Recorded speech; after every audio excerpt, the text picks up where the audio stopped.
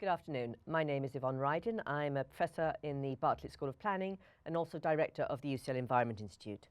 Today I'm going to talk about the action that we can take to tackle our energy problem at the urban level and how this may transform the nature of our cities looking forward into the future.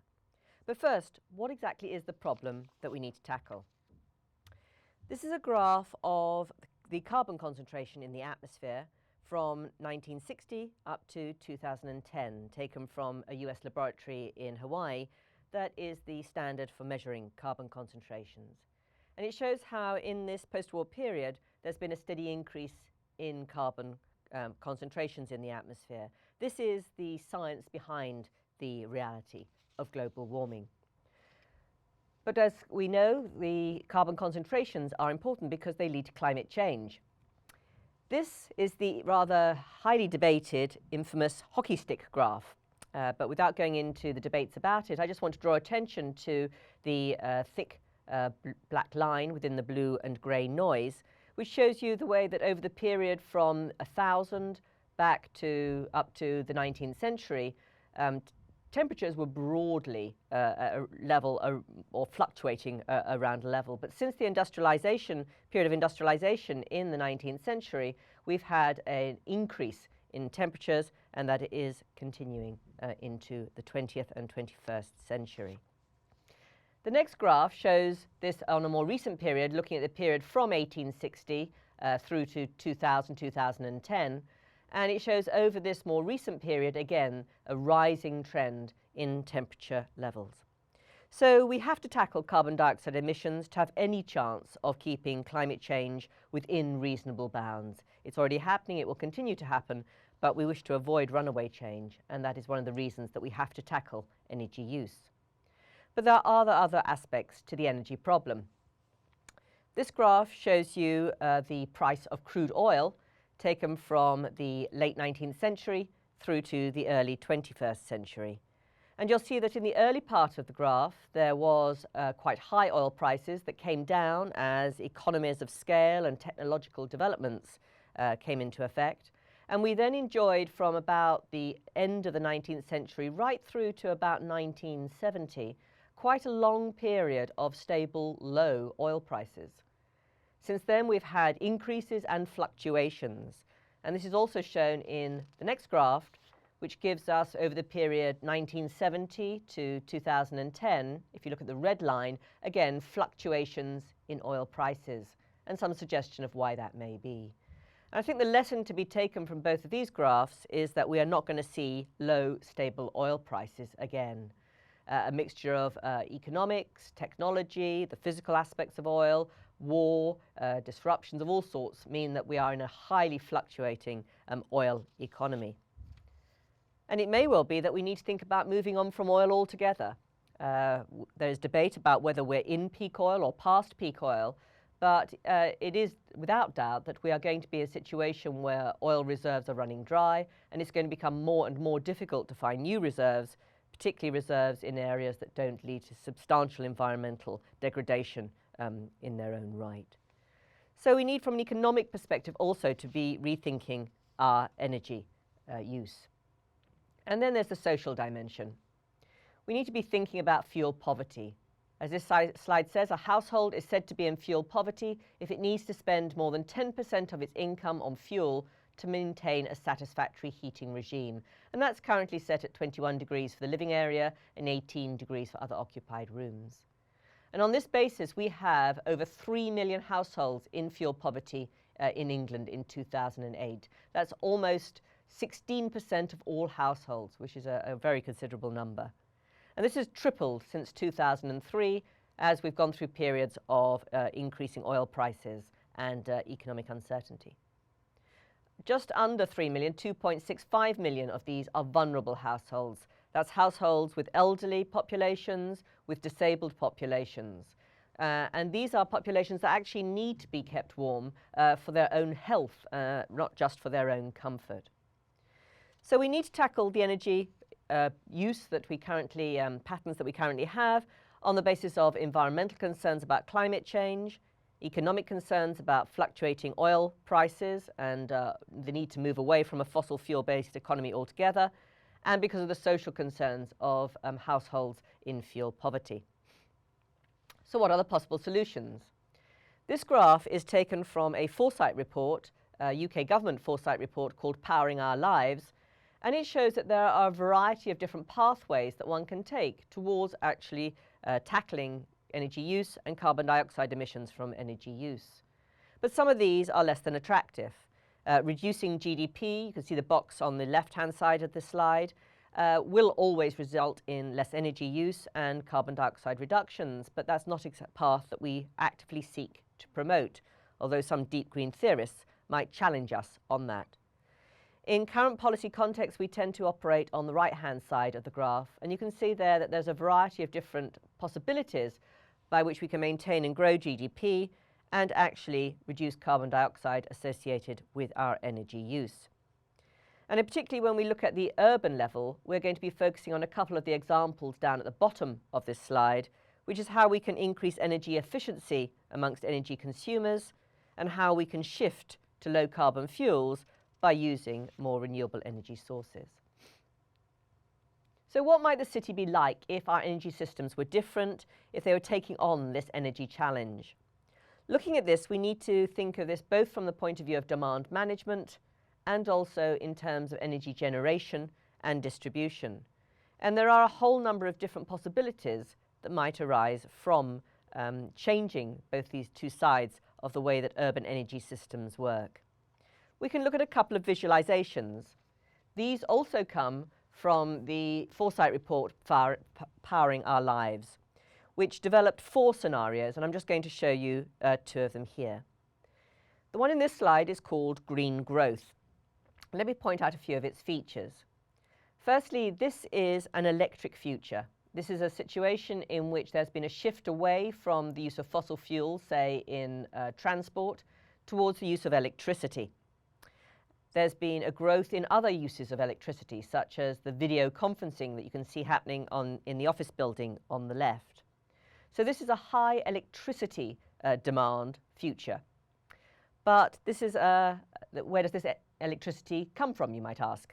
Well, some of it you will see is imported from long-distance grids.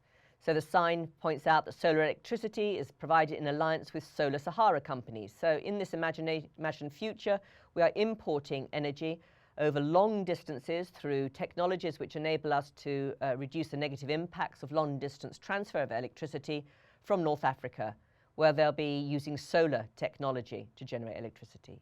You'll also see that there are wind turbines at the back, so we are generating some electricity ourselves from our own renewables, principally wind in this particular case. So this is a renewable-based electricity future.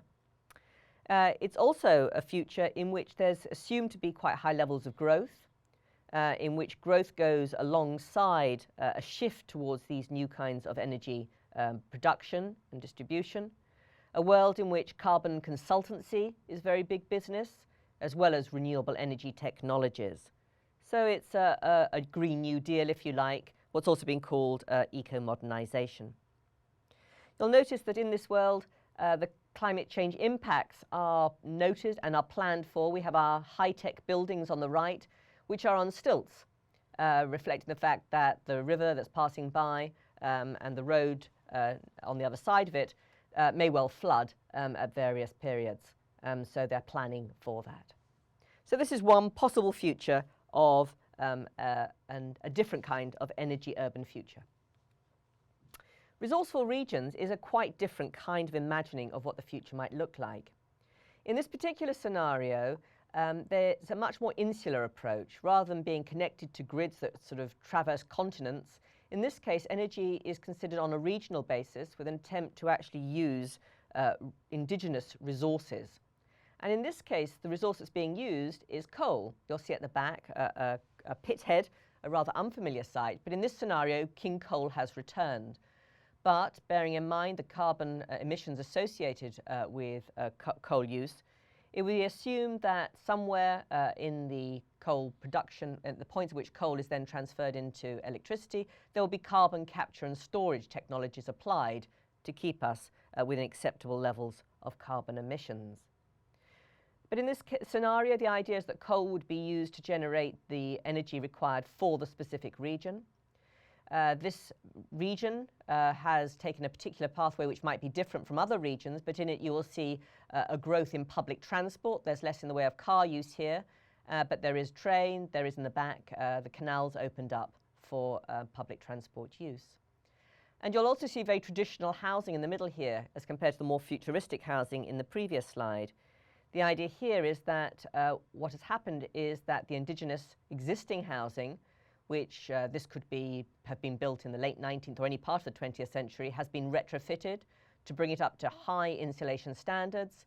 And it also has a mix of, I might say, photovoltaics or solar thermal panels on the roof as well to try and generate some renewables on site. So this, in a sense, looks a more traditional, even a backward-looking world, but it's a way in which it also is adapting to the need to have low carbon energy uses and to reduce the amount of energy use that is actually going on. In the narrative that's attached to this particular scenario, there's a suggestion that the local authority is undertaking massive advertising, marketing campaigns to encourage people to actually use less energy, to put a sweater on, knitted from local sheep, to keep the theme of sort of insularity within one region to the fore. Now, both of these scenarios involve technologies of different kinds. I've mentioned high performance distribution of electricity through grids, solar panels, photovoltaics, carbon capture and storage. Technology is going to be key to any kind of energy future. So let's look at technology a little bit more. In this slide, you've got two quite well-known forms of technology that one might find in the home. On the left, you've got a smart meter, a meter that actually provides real-time information about energy use and electricity use, may even be able to tell you the price of it and what the source of it is, how much of it is coming from renewables at any particular point in time. And it's also possible to have these kind of smart meters connected through to the electricity and energy suppliers end of the wire, so that they can actually take over control of certain internal appliances and manage what's happening within the household or within the building in order to actually be more energy efficient. The technology on the right is what's called an OWL. It's a little bit of kit that you can attach to specific appliances to see how much energy is being used by that appliance at any particular time. And another bit of technology that I could have shown here would be a light bulb, a fluorescent low-energy light bulb, which is the kind of technology that we are perhaps most familiar with retrofitting, installing into our homes. Now, the problem with these kind of technologies is that they're all available. They're even available at costs that suggest that they will pay back their investment in the medium, sometimes even shorter term.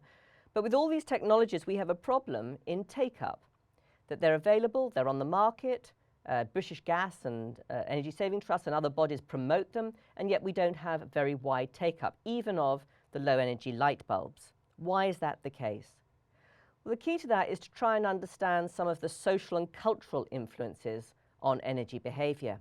And these are often most apparent when you look at them from an international dimension. And there's a very interesting bit of research that's been done comparing Japan and Norway that highlights this. In Japan, the research reports the living rooms are generally brightly lit by a central light, which is very often a fluorescent light. Now, in Norway, by contrast, there is a cultural emphasis on coziness within the living rooms, which means that instead of a central light being used, many standard and table lamps are used instead, and incandescent lighting is very often favoured. And fluorescent lighting would actually be disregarded unless you could come up with a very kind of soft version of it.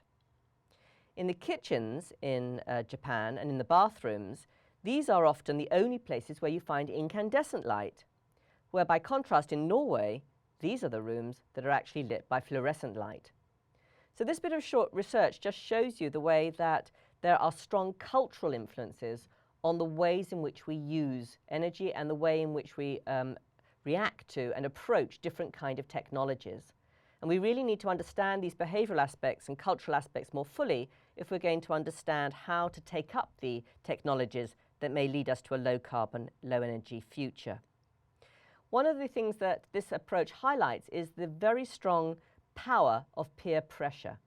That very often it's people start to take up these kind of technologies when their friends and their neighbours are actually doing so. When they can see what impact it's making, you can see that perhaps installing some insulation isn't as disruptive as they might have feared, that actually using one of these kind of smart meters or owls might actually lead to reduced energy bills. So peer pressure through friends and neighbours is actually a key strategy that can be adopted to actually promote low energy technologies. In this slide you see photovoltaics garnering energy from a bright blue sky. Now this is a technology that's already been around for a while. The costs of it are starting to come down quite rapidly, largely because of its extensive use in parts of Europe and also in China.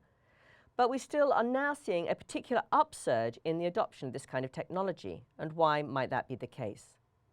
Well, in Britain, the reason has been that the feed-in tariffs, or FITs, became available last April. And under this scheme, energy suppliers have to, it's compulsory for the 6 major suppliers, make regular payments to households and communities who generate their own electricity from renewables or other low-carbon sources. In addition, households can save on their energy bills, and when they're actually generating more than they can actually use, they can export it to the grid and get an extra premium. So this is actually a very, not just a viable technology, but quite a profitable technology to adopt because of the current economic frameworks that have been put in place. The Energy Savings Trust estimate that a typical domestic solar electricity system with an installation size of 2.2 kilowatt peak could save the household around £920 a year. So here we're seeing a case where the economics can affect the take-up of technology because the financial benefit is big enough, it's very, very visible, and, as in the case of FITs, it's assured for years ahead. So you can actually be sure that making the investment, you will actually get a return over a considerable number of years ahead. A similar kind of scheme that's coming into play now is the Green Deal, where households get a loan in order to install energy-saving measures and then can repay it back from energy savings. So in a sense, they don't have to pay it from their own income, they pay it from the energy that's saved. And to avoid any incentive that might come from people thinking they're going to move home, when the house is sold, the loan goes with the house. It doesn't go with the person who took out the original loan. So again, the risk is reduced. So we've seen the way that the adoption of technology is affected by the behavioural aspects, the cultural aspects, and by the economic frameworks as well. There's a third aspect which is to do with the roles of local authorities and of local governance. This slide is the cover from an Energy Saving Trust publication on area-based approaches, which is an approach whereby instead of looking at the individual household or building, you look at a whole street or a whole neighbourhood and think of how you could actually retrofit technology, undertake demand management campaigns in order to reduce energy consumption and carbon emissions associated. There are big advantages with this kind of approach. There are economies of scale in terms of insulation, in terms of buying insulation, installing photovoltaics and so on and so forth. You can encourage take-up through the use of peer pressure because neighbours see what other neighbours are doing very visibly under this kind of scheme, and that can lead to a real kind of roller coaster of take-up. And you can also apply technologies that only really work on a district basis as opposed to an individual building basis. District heating schemes, combined heat and power schemes come to mind. And finally, this kind of approach can contribute to urban renewal more generally. So it can be a way of actually lifting local areas in economic terms. A good example of this is provided by Sheffield City Council, which has set up area-based insulation schemes that aim to insulate all private sector homes by 2015. They've already got another scheme for their own council-owned houses. What happens here is that the team, which is based in the housing department in Sheffield, identifies areas by looking for indicators of fuel poverty. So they look at where there is a high number of households in fuel poverty. And then they designate an area as coming under this new scheme. And within that, all households are then eligible for free insulation. In addition, project officers or energy advisors move into the area to engage with households, to provide information, to smooth through all the difficulties associated with insulation. They provide free scaffolding, loft clearance assistance, loft hatches, anything to actually make it easier for households to take up the insulation that's being offered. And they also, when the energy advisors go in, they very often pick up other problems which can then be referred to health authorities or to social services where people are needing further assistance. In broad terms, this scheme cost about £6 million for the first 2 years and will cost about another 16 million to roll it out for another 3 years over the rest of Sheffield. Funded through a variety of different sources, but I would suggest this is very good value for money when you think about the energy savings that will result across Sheffield as a whole. What I've been talking about has essentially been the way to look at energy from a co-evolution framework. That one needs to understand the technologies of energy, like photovoltaics, district heating, combined heat and power, but you need to understand how that messes with social and cultural influences, how the economic frameworks affect the take-up of that technology, and how governance, particularly local governance through local authorities, can actually ease the use of new technologies to get us on the way to those low-carbon, low-energy futures. This approach is being adopted in a new research project that is being undertaken at the Bartlett School of Planning. This is the CLUES project. CLUES stands for Combating Lock-in Through Urban Energy Systems, and it's funded by the EPSRC. The project is aiming to look at the impact of the many individual urban energy initiatives that are now happening across the country, and it has 3 main elements. We're currently building a database of urban energy initiatives in this country and also some best practice examples from overseas. And we're trying to understand the varieties of different initiatives that are being undertaken. After only 3 weeks of the project, we're already up to 176 schemes, and they seem to bundle into about 35 different packages of initiatives with different kind of combinations of factors. When we've explored that and established the database more fully, we are then going to undertake a number of in-depth case studies of interesting UK initiatives across the country, and we're going to parallel that with some workshops exploring the innovative overseas initiatives that have not yet been implemented in this country. This is all going to feed into the development of scenarios. We're taking actually the foresight scenarios, of which I described 2 to you earlier, and we're going to look at all 4 scenarios, and we're going to quantify them. We're going to develop them more fully to have a regional as well as a national level. And that's so that we can fit what happens in particular urban case studies in different regions into the scenarios. And we're going to use those scenarios to see what happens when we scale up from the individual urban energy initiatives, to think what might happen if those initiatives were spread out by another 50%, by 70%, and so on and so forth. So we get an idea of what the national energy savings and carbon dioxide reductions might be. And in developing these scenarios, we're particularly paying attention to the way that energy infrastructure operates at regional and national scales, so that these can actually often act as a constraint on what might be happening at the urban level. Our project is just started a month or so ago, and we will be running till September 2012. We encourage you to follow its progress by our website, which will be up and running soon, and by our blog, which is already open for business. And on this slide, you see the URL for our blog, the Energy Clues blog. And also, I've put some details here for the Environment Institute. If you follow the link to the Environment Institute website, you can sign up for our monthly events email, and you can also follow the Environment Institute on Twitter. So I hope you will join us in the Environment Institute Twitter or mailing list, and also on the Clues blog. Many thanks indeed.